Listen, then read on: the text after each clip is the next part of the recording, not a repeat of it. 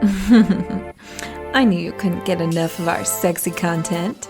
Let's have a quickie. Back to another quickie with the Salty Sex Cast. It's Mariah here. I have a returning guest for those who recognize my husband, Justin. Today we're going to talk about hormone replacement therapy and some of the implications, maybe even some of the reasonings behind it. But Justin has had a journey with hormone replacement therapy. A lot of men as they age have lower testosterone and end up being able to have a lot of really great resources that are available through doctors and other things. But what happens when you have low T or low testosterone? See, I think for me, my journey is making sure that my testosterone was where it needed to be. You get a little bit older, your testosterone drops. It's natural for every single man. So I'd recommend any man over 35 years old gets their labs done, their annual physical, and starts getting their testosterone checked. I think that TRT is testosterone replacement therapy is essential to get the testosterone level where it needs to be. And you get your levels checked and kind of just make sure you're not quite as lethargic, not as lazy. Lazy is probably a harsh word, but it is what it is. And just make sure you get just where you need to be. It really is the facts of it. I think it kind of started coming up, and I was noticing that you wanted to take naps more often. You're always tired, especially at night, not wanting to go to the gym at all, even in our sex drive levels, where I had an episode a little while ago talking about desire discrepancy. And I think that was a big one for me because it was more like I wanted it more than you, and it had never been like that in our marriage. It was really kind of weird. Of course there's things that come up, like, is it me? Is there something going on? But conversations, you saying, hey, I probably should go get some things checked out, of feeling like just you feel off. Yeah, you just feel a little bit lethargic. You feel off. You feel like you're not where you want to be. Your motivation levels, your energy levels, your day-to-day functioning isn't where it was before. And so, like I said, anyone over 35 should get those levels checked to make sure that you're processing and functioning at the normal level, because your levels do decrease as you get older.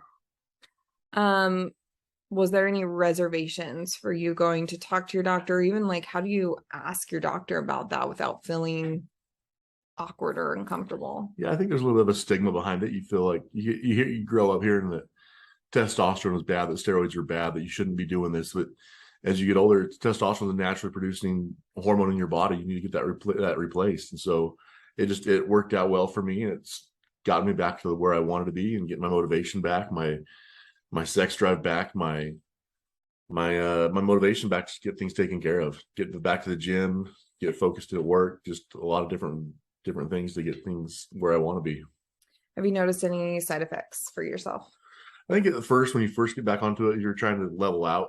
And so your levels might be spiking, they might be dropping, they might be trying to get where you want to get. So you might have a little bit more edginess. You might be shifting from aggressive to non-aggressive. But again, it's just talking with your doctor, make sure that you're where you need to be and getting those levels back on point. Yeah, I think I noticed a little, like a big pick-me-up. Like, I mean, it wasn't an overnight thing. It also wasn't an overnight thing for you dropping either. It was a very slow progression. We were coming out of COVID too, and I'm like, maybe this is just our COVID lifestyle. We're in the house more often, which kind of, maybe we're a little lazier than we normally were. We definitely got out of our gym routine. And so I was thinking of all these other things, not realizing how much testosterone really does drive your day-to-day motivations. And was it an overnight shift for you as soon as you started taking your testosterone? Not overnight, but it felt like it. Yeah. So I mean, it's not like instantly just change your world, but maybe 3-4 weeks in, you're going to be back to where you felt like you needed to be, back to where you feel like you were when you were 20 years old. So is this something you're always going to have to take? Probably just to keep those levels. I mean, testosterone naturally decreases with age. And so your levels there's a huge range that your levels can be in. And so to keep your levels within that range, as your age progresses, you need to take testosterone therapy to get back into that range to progress as well. Yeah. What's the discomfort of actually having to take it? Because you do inject yourself. Yeah, so it's injections. It gets a little bit uncomfortable, but you buck up and you get things taken care of. It is what it is. Your doctor also told you about patches, cream. Was it patches? Yeah, there's patches, there's creams. Again, the most potent one, the most effective one is going to be the injections. There's injectable pellets. There's all sorts of different things you can take, but just the injectable serum is probably the best route to go. So if people are afraid of needles or anything else, there are options out there. But really just to advocate for yourself if something does feel off. I mean, I know we were even checking like sleep and just like all of those things.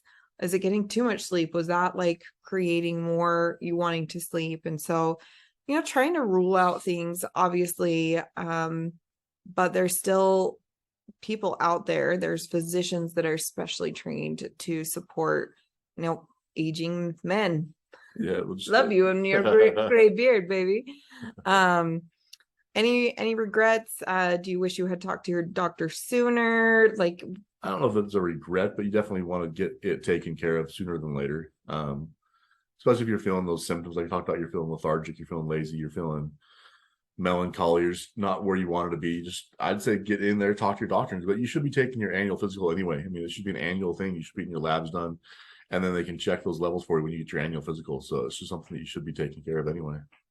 And, and it couldn't even come out like depression, like you were saying, lethargic, kind of low. And so some people might think that this is, a depressive bout. And so, there's things that you can look into. So getting your blood checked annually and just talking to other people. What are they experiencing too? With us, our conversations, kind of seeing that this was a patterned thing, wasn't going away with changes in our diet or sleep or exercise. It was kind of still there. So you have lots of things to go look for, but hopefully just a first person's experience of hormone replacement therapy. And if you want to know more about the podcast, feel free to reach out. You can find us at saltysexcast.com.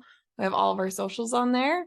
Feel free to join our Patreon community. We love having new friends, and it supports the podcast, allows us to stay ad-free. I look forward to seeing you all next week, and have a great week. Bye. Thanks for the quickie. See you next week.